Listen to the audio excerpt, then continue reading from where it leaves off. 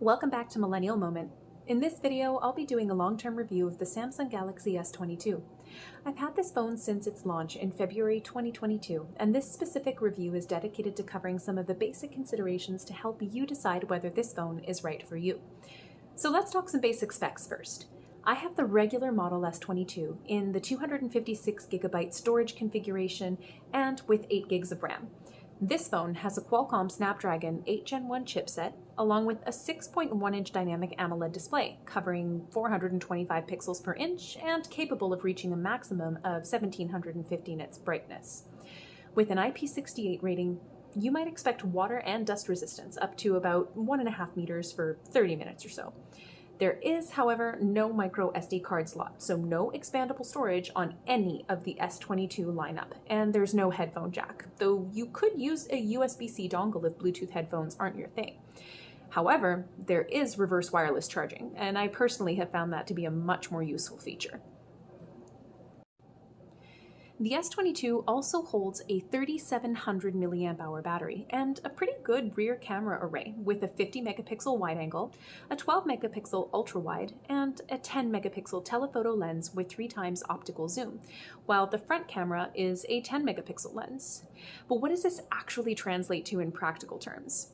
I'm going to be inserting a few pictures and videos that I've taken with the phone at various different settings for reference here.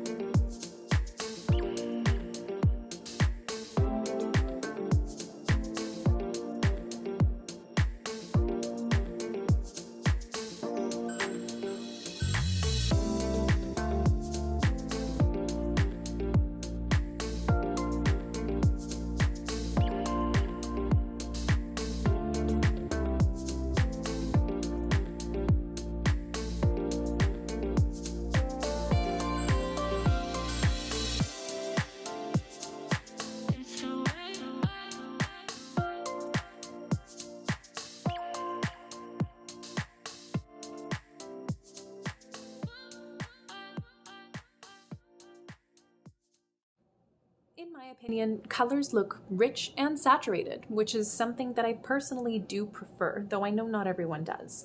Keep in mind that video can be recorded in 4K up to 60 frames per second. My understanding is you could also do 8K, but that's going to lock you into 24 frames per second. I'm not really sure I felt the need to try this feature much though. Now, if you're worried about how these specs stack up, I do have to say that the software processing is pretty great, with quite a few attractive autocorrection, filter, and photo adjustment options. Results can be quite surprising, helping the S22 make up for its apparently lackluster lineup compared to other offerings in the same price range, and even some higher-end phones as well. I do think some users who are not too picky about day-to-day photography will find this phone is more than capable of taking some really nice pictures. I'm going to show you a few on-screen photos as well, just to hopefully give you an idea of what you might be able to expect from day-to-day photography.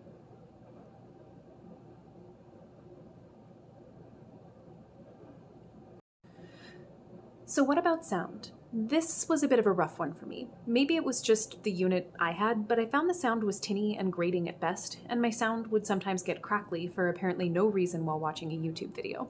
The phone does boast Dolby Atmos stereo speakers tuned by AKG, but I found that even with Dolby Atmos enabled, the sound was disappointing, and some of the people over at the Reddit community r Samsung do seem to agree, with similar comments about the speaker's limited range and popping, crackling issues that occur seemingly without rhyme or reason, and a slew of other concerns with sound.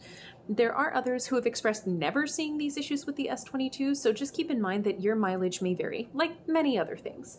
You may also just like the particular sound configuration of this phone, I'm not sure. Just to help give you an idea, I'm going to play a clip from a show I attended recently, and I hope that it doesn't sound too bad. I hope that it picks up clearly and gives you a clear picture of what might be going on here.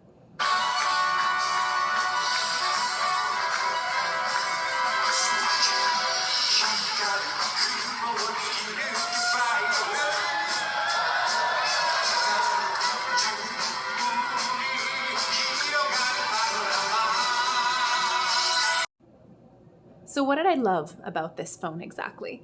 First off, aesthetics. I got the S22 in this stunning green color. To me, this frosted glass back with contrasting camera hardware looks beautiful against the glossy rails of the phone. This is a gorgeous, quality design all around. The materials feel excellent in the hand, and in my opinion, it's just an instant classic. I also love the form factor. This is a phone that is friendlier to smaller hands, and I definitely find myself in that camp. I've tried a number of different small phones before feeling happy with the S22, including the iPhone 13 mini. The issue I had with the iPhone was actually the battery. That one, in my experience, totally tanked in a matter of a few hours, and it doesn't seem to be an uncommon problem for smaller phones in general. So yes, while the S22 had slightly better battery performance in my personal experience, it was definitely still a compromise on battery regardless when looking at any small phone. It's just much easier for me to manage than larger counterparts, especially if you enable one-handed mode in the settings, which shrinks things down even further. This ongoing search for smaller phones was also part of what motivated my jump to the Z Flip 5 release this year. And I'm holding on to my very last hope that the software and chipset optimization with this new Snapdragon 8 Gen 2 will help to improve the still 3700 milliamp hour battery on that one. I'll also be doing a more in-depth review for the Z Flip 5 in about a week or so stay tuned. Customization options are huge with Samsung's themes or by installing an alternate launcher. I think I've mentioned before my two favorites are Nova and Niagara, as they provide endless combinations of different icons, wallpapers, lock screens, always-on displays, and so on. I currently have Nova set up, and I'm happy to link my choices for icon pack and wallpaper in the description in case anybody's interested in checking them out and playing around with their own phone to see what kind of setup they can come up with. The S22 was a phone that honestly just worked every time I picked it up, and it never gave me any significant trouble, setting aside that the sound was something I didn't really like. This is something that could be easily overcome with headphones or an alternate sound setup, though. So personal quirks aside, what are the actual drawbacks of owning an S22 in 2023? Well, in 2023, I'd say a 3700 milliamp hour battery just doesn't keep up with the pack in terms of other brands' more ample battery offerings without serious optimization. And it certainly can't keep up compared to the rest of the S22 series offerings. Take a look at the S22 Plus at 4500 milliamp hours, for example, and a whopping 5000 milliamp hours for the S22 Ultra. I've found that my battery gradually got worse and worse at holding a charge, to the point that I do have to think about my usage during the day if I'm not near a charger or working at my desk, and especially if I'm running several apps at once, like, let's say, maps and music through Bluetooth earbuds. We'll get into that a little bit more later. This battery will not hold up for power users. So if that's something that you feel describes your usage pattern and you find yourself drawn to this phone for other reasons, I would strongly suggest making sure that you have a power bank with you during the day. If you're not opposed to a larger form factor, then maybe take a look at the S22 Plus, which again boasts a larger 4500 milliamp hour battery, which is far more generous and I would say probably a better option in terms of future-proofing your tech. Coming back to that issue I mentioned about using two apps at once. So I've set this up just to be a little clearer about what I mean. We have a picture-in-picture feature. As you can see, I have a Techspert video paused here. We're just going to hit play. Now, let's say I leave this on for a little bit. It's really going to tank my battery to have this and even just be looking through the news app at the same time or doom scrolling, let's say, through Reddit. Who knows? This is something that I cannot do on a day where I'm concerned about preserving my battery or concerned because I won't have an opportunity to plug it in. I've also found that while running two apps at once, the phone tends to run really hot, which we know is bad for battery longevity anyway. So, given both the benefits and the drawbacks, would I recommend the S22 in 2023? I definitely would if the biggest draw for you is a smaller form factor that isn't sacrificing too much screen real estate. At 6.1 inches, that screen is still pretty big and you can manage most things on it.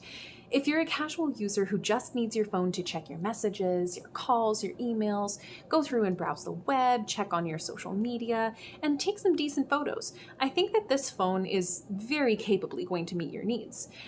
You're also much more likely to find good carrier deals or sales on the phone, given that this is now the previous year's model.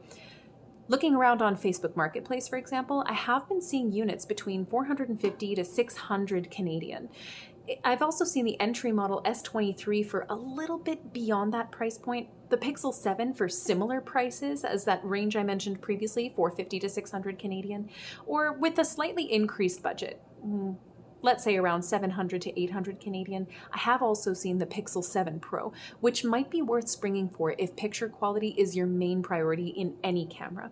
There are many options to consider, but I do lastly want to call out that while Apple does tend to be more expensive upfront and less feature-rich in terms of its customization options versus Android counterparts, one of the 13 or even the 12 series could still be a really strong contender because of how well they retain their value, as well as how well Apple optimizes their products for their specific ecosystem. Again, this is something that also often allows them to punch well above their weight class in hardware performance. So with all of this being said, the S22, to me, is a well-rounded phone that despite coming up on being 2 years old now, for me at least, it's been a joy to use every time. Thank you so much for watching. If you enjoyed this video, please feel free to drop us a line in the comments. Let us know what you think. Like and subscribe. We're just getting started on this channel, and we do look forward to bringing you many more reviews on all sorts of products. Bye for now.